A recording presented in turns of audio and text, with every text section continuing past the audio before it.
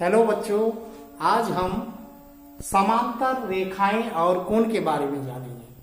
हम दो समांतर रेखा को एक तिर्यक छेदी रेखा काटे तो बनने वाले एकांतर कोण, संगत कोण और तिर्यक छेदी रेखा के एक ही ओर के अंतकोणों का योगफल, एक ही ओर के अंतकोणों के संबंध को विस्तार से जानें। आज हम महत्वपूर्ण प्रश्न पर चर्चा करेंगे जो समांतर रेखाएं और कोण पर ही आधारित है। तो चलिए शुरू करते हैं। दो समांतर रेखाएं हैं, L समांतर M। अब कोई दूसरा और एक रेखा है जो इसको तिर्यक छेदी रेखा कहते हैं, LM को काटती है और इसका नाम P है। और एक रेखा Q है, ये भी तिर्यक छेदी रेखा। P और Q समांतर है, यानी L समांतर M है एंड P समांतर Q। ये दोनों समांतर है और ये दोनों भी समांतर है। अब यहां कोण दिया है 70 डिग्री। तो यहां पर हम देखेंगे कि यदि यहाँ x है, यहाँ y है, यहाँ z है, यहाँ r है, तो हम ये x, y, z, r का मान कैसे ज्ञात करेंगे। तो देखिए x बराबर ऊर्ध्वाधर समभुज कोण है, इसके सामने वाला कोण बराबर होता है, अतः x बराबर हो जाएगा 70 डिग्री।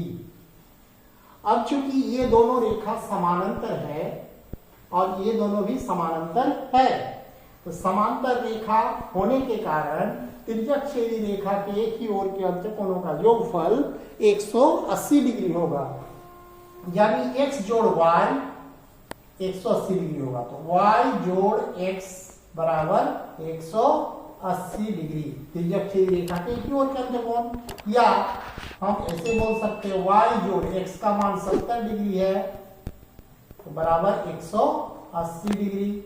इस तरह से हम y बराबर निकालेंगे 180 डिग्री और ये 70 डिग्री जाके माइनस हो जाएगा, तो घटा देंगे 180 में 70 तो हो जाएगा 110 डिग्री। अतः ये जब 70 के सामने ये ऊर्ध्वाधर समभुज कोण है 70 डिग्री, ये हो गया 110 डिग्री। इस तरह से हम पाते हैं। ये चूंकि ये दोनों रेखा भी समानांतर है, अतः एक ही ओर के अंतकोणों का योगफल 180 होगा, ये दोनों का जोड़ भी 180।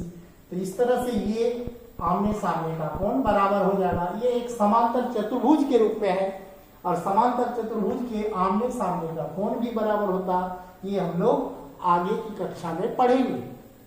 तो यहाँ देखिए 110 में हम 70 जोड़ते हैं तो ये z मिल जाता है 70।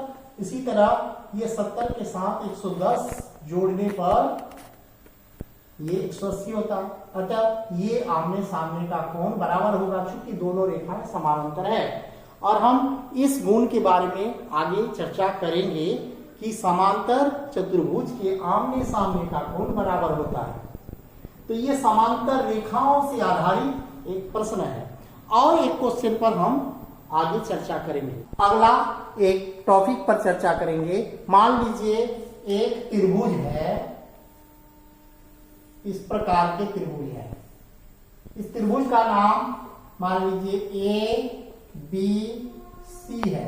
बी सी भुजा को आगे डी तक बढ़ाया गया है।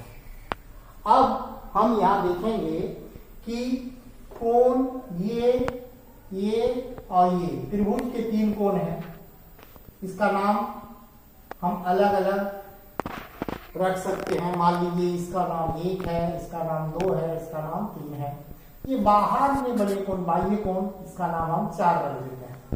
अब चलिए हम यहाँ पर देखेंगे कि त्रिभुज के तीन कोणों का योगफल 180 डिग्री होता है। हम रैखिक युग्म के बारे में चर्चा कर चुके हैं। यहाँ पर देखिए कोण 3 और 4 ये रैखिक युग्म है, यानी कोण 3 जोड़ कोण 4 बराबर 180 डिग्री है। ये दो, ये रेखा सीधा है, अतः ये रैखिक युग्म है।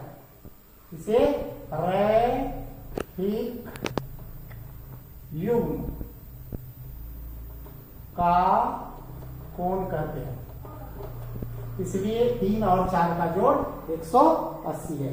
अब मान लीजिए हम C से होकर AB के समानांतर एक रेखा खींच दे यहां पर। अब मान लीजिए ये 4 कोण 2 भागों में बढ़ गया। ये दोनों कोण का नाम हम रख देते हैं। ये मान लीजिए कोण नंबर 5 और ये नंबर 6। 4 नंबर कोण को CE 2 भागों में बांटता है, यानी 5 6 मिला के कोण 4 बना, यानी 4 कोण का 2 हिस्सा 5 और 6।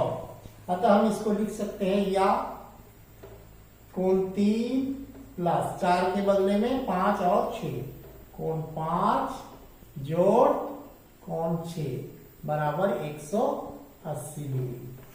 अब ध्यान दीजिए कि यहां कोण 6 और 2 में संबंध देखिए। कोण 6 का ये संगत कोण है, अतः ये दोनों कोण एक दूसरे के बराबर है, यानी कोण 6 बराबर कोण 2। अब यहां चूंकि EC और AB समानांतर है, अतः कोण 1 और 5 में संबंध देखिए। ये दोनों कैसा कोण है? ये दोनों एकांतर कोण है, अतः एकांतर कोण भी बराबर होगा, यानी कोण 5 बराबर हो जाएगा कोण 1। ये दोनों कोण संगत कोण है, लिख सकते हैं यहां संगत कोण युग्म, और ये हो जाएगा एकांतर। 5 और 1 एकांतर कोण के युग्म, एकांतर कोण युग्म, अतः ये बराबर होगा। अब यहां से देखिए चूंकि 6 के संगत कोण 2 बराबर है, तो 6 को बदलकर हम 2 लिख सकते हैं, और 5 का एकांतर कोण 1 है, अतः 5 को बदल के 1 लिख सकते हैं। तो यहां पर फिर से हम लिख सकते हैं या कोण 3 जोड़ कोण 5 को बदल देंगे, 5 को कोण 1 लिखेंगे, और कोण 6 को हम 2 लिख सकते हैं। कोण 2 बराबर 180 डिग्री, यानी 3 1 और 2, कोण 3 1 2 क्या है? ये त्रिभुज ABC के अंदर का कोण है, यानी त्रिभुज के तीनों कोणों का योगफल है। त्रिभुज के तीनों कोणों का योगफल क्या हो गया?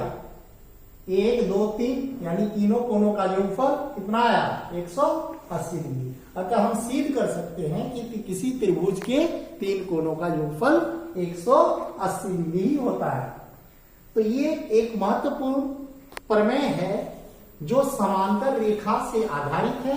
ये दोनों समांतर रेखा से हम संगत कोण को बराबर दिखाएं, एकांतर कोण को बराबर दिखाएं, और इस प्रकार ABC के तीनों कोणों का योगफल का हम पता लगाएं कि तीनों कोणों का योगफल 180 होता है, यानी त्रिभुज के 3 कोणों का योगफल 180 सिद्ध हो गया।